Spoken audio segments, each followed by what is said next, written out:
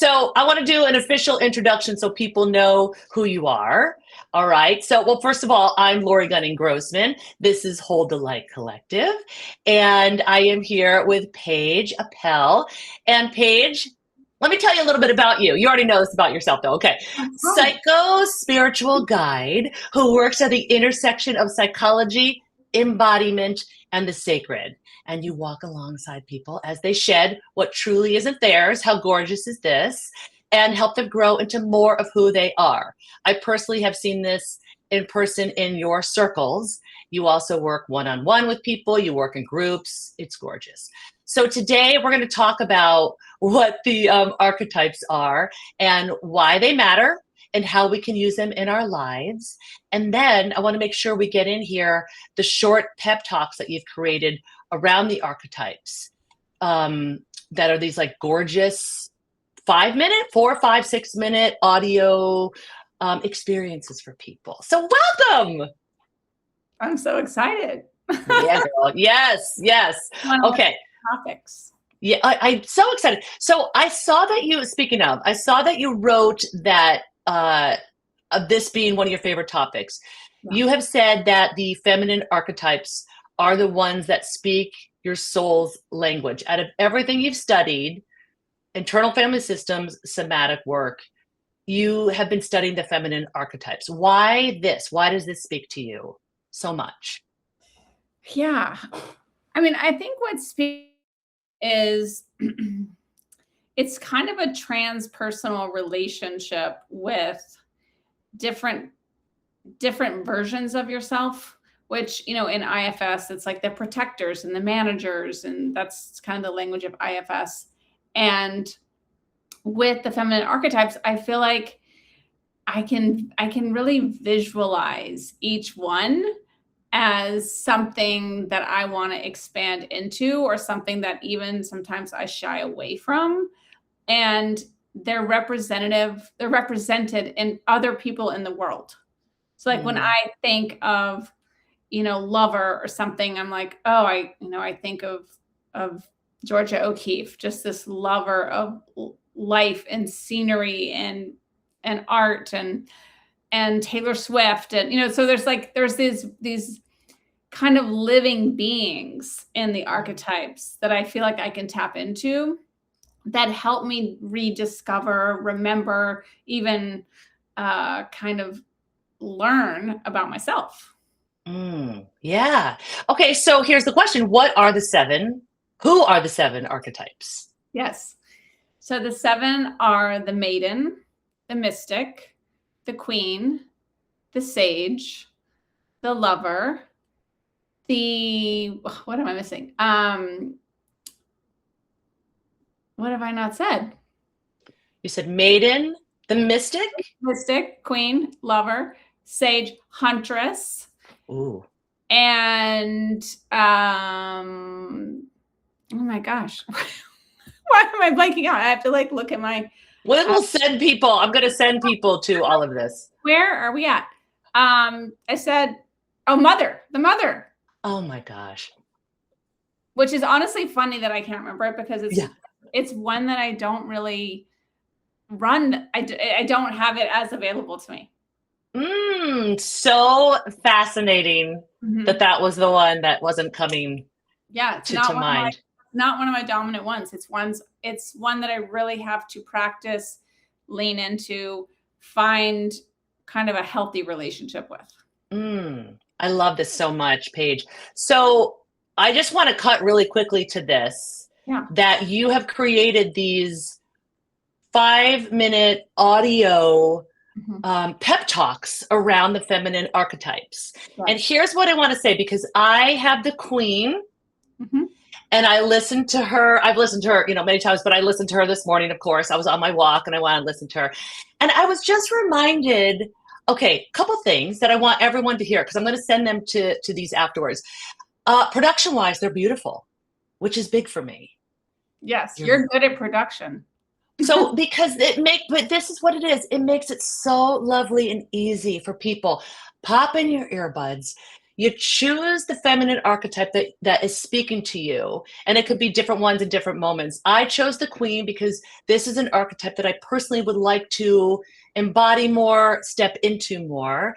And there's beautiful music, and your voice sounds beautiful too. What you also talk about, and that I'm assuming you do on each one, is the shadow part of the archetype too. Okay, so why is this important to embrace both? Yes, it's important to embrace both because, as we've talked about, our shadow is running. There's an undercurrent that's happening that we are not conscious of. And sometimes that shadow is overexpressed. It's actually our need to control or our insecurities or, something that's lying dormant and needs to come to the healthy side of the archetype.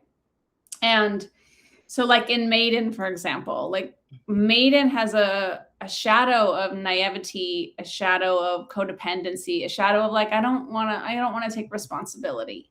Right. And so in that, you really have to see like, oh, where is the shadow of the Maiden coming out in a way that's kind of sideways or overexpressed or maybe even a little manipulative.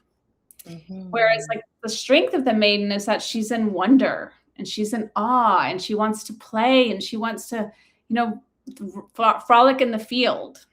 And so like when you can be in the strength of the Maiden and then be in the understanding that there is responsibility for the way you show up in life, then you're in you're in an integrated relationship to that self. So they all have strength and shadow. I think when I look at each one, I see where my strengths are. Like I run Huntress. Huntress is just like, I've got it. I'm so well honed on Huntress and Sage. And, mothering the mother, I've really had to learn how to do with the healthy expression of it and not the shadow. Yes. Is there one that you personally do call on more than others? Yeah. Oh, my cat is here. Ah, there's a tail. I call on, I like to tell everyone in my class that I go through them throughout the day. Like I wake up. Ooh, yeah. I really tap into this wheel that I've created. That's kind of like a compass that I see as kind of like a dial inside myself. And I turn the dial when I need to tap into the energy of one. So I wake up and I really call in Mystic first. I call in Mystic to like drop into meditation, to drop into myself, to drop into the connection to the higher consciousness that I want to guide my day. This place of the real inner stillness through that intuition and through my meditation practice. And then like that's 20 minutes. Then I'm moving into Maiden. I'm moving into Maiden with my daughter. I'm like, waking and in this awe state and like, how are your dreams? And like, do you want to like, how do we want to greet the day? Like, let's look at the sun. So I move into Maiden with my daughter. But in that texture of Maiden, there is mothering happening. So the mother and the Maiden are kind of tandemly working together in those morning hours with my daughter. And even some of that mother lover energy with my husband, like making the morning coffee for him and just tending to the home. Right. And then the minute my husband and daughter exit the field, I'm dropping into Sage to get ready for my work. I'm dropping into what I know, the wisdom I've already collected, the life experiences that give me the credibility to teach. Right. And so like, then there's Huntress when I need to get something done. And I'm like, okay, I've got to bust out 15 emails between this client. And like, I need to get my feet in the earth. I need to go outside, get my feet in the earth, ground, come back, like trim the fat, like get off my phone, head down, get stuff done. So anyway, I really think that when you are close in with all the parts of yourself, you can work these archetypal energies throughout the day where it feels kind of like just this really rich relationship with yourself and these parts of yourself that really are beautiful. I love that. I love that how you described it like as a wheel or a Yeah. compass. Yeah. And you're calling on them throughout your whole day. I mean, Yeah. as you say it, I'm like, oh yes, of course. We have these different parts of our lives for us to be calling this in. That is so cool. Because I've just been working with the Queen Yeah. because I did shadow work and who showed up for me was I call her Queen Catherine. You know, Yeah. this like lady in black Victorian lace, and she's turned in. She's like a big sister to me, where she's like, "Girl, get behind me. I'll pave the way. Don't you worry. You know, this is. Let me show you how it's done. You know, with things that maybe I would be like, oh, yeah, I can't say that, or I'm too scared, or you know, she's got this beautiful energy, Mhm. and yeah. So how do you? So I will actually have a conversation with my queen sometimes. And one thing I learned was like, you know, what will make today great for you, queen? Mhm. Like, how do you call on your Mhm. different archetypes? Yes, I love this question. I call on them when I feel a sense of contraction or overexpressed in one. So if I really feel like I'm starting to over identify with one or over express one, so like let's say I'm over expressing mother. Mm. I because mother is something that for me, the shadow piece of mother, and you know, shadow work has different connotations for everyone, but like Yeah. where I can, to me, it's just something in the dark that you can't really see, whether it's good or bad. You're like, I need to call it forth to the light. So Mm. when my mother and the shadow side is running, I can be really codependent on my children. I can be kind of Mm. controlling. I can kind of, you know, really want to make them what I want them to be. Ooh. Yes. So Yeah. that's a real shadow of the mother archetype is like, okay, I really want to nurture you and like love you and cook for you and take you to all the places you want to go. And then in return, you need to be the kid I want you to be. Right. Oh, yes. So I really call on more mystic and maiden in those moments, more play, more levity, more awe, more wonder. Like, who is my kid? Can I let them be who they are? Do I need to control? You know, the maiden doesn't control anything. And the mystic trust the mystery, the higher realms.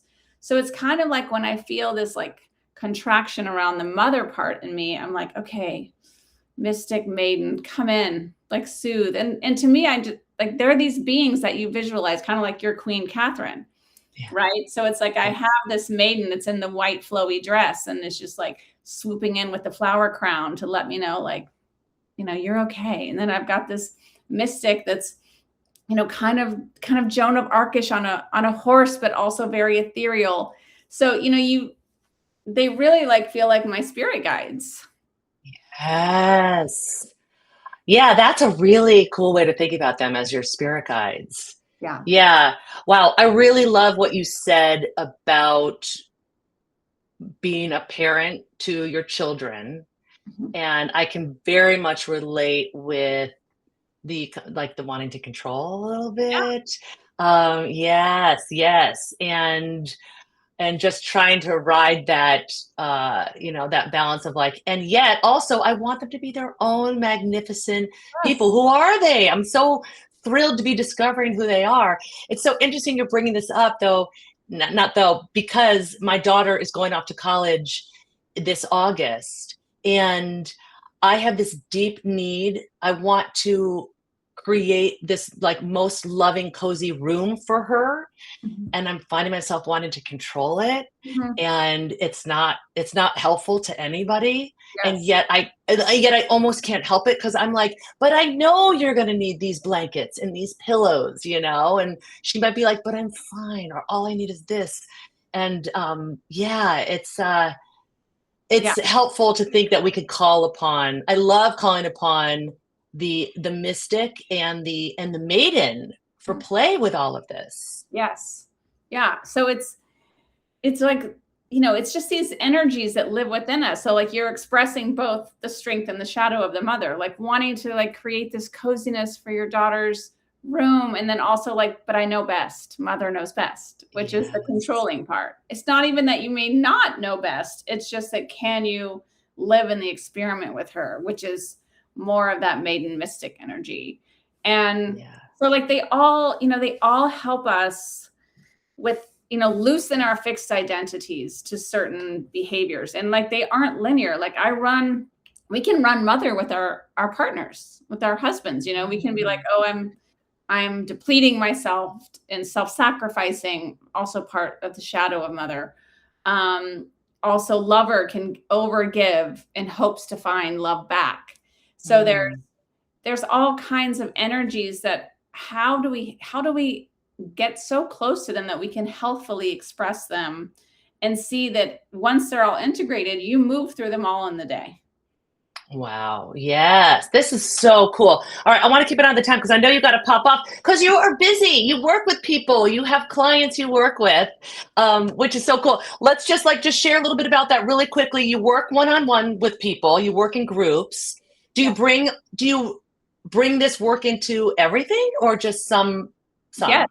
I teach an archetype class, which I'll teach another one in the fall, and I'll post Okay. about that soon.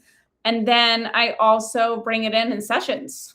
Yeah. I'll really see like someone's over identified with one, or really, in an expression of one that's unhealthy, and just kind of helping them again, like do this transpersonal work where it's like, this is an energy that's living in you. Where did it come from? And how can we bring it to the light, integrate it, and see how it really wants to be a part of your soul's unfolding versus something that is, suppressed or in shadow, or really just not in a clean frequency.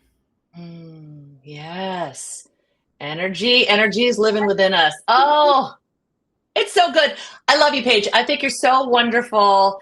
I love how you just are expressing yourself and putting yourself out there. If anybody wants to find you, you're here on Substack, The Riverbank with Yes. Paige Appel. Yeah. And then also on Instagram, what's your handle? Paige Appel. Okay. Appel, everyone.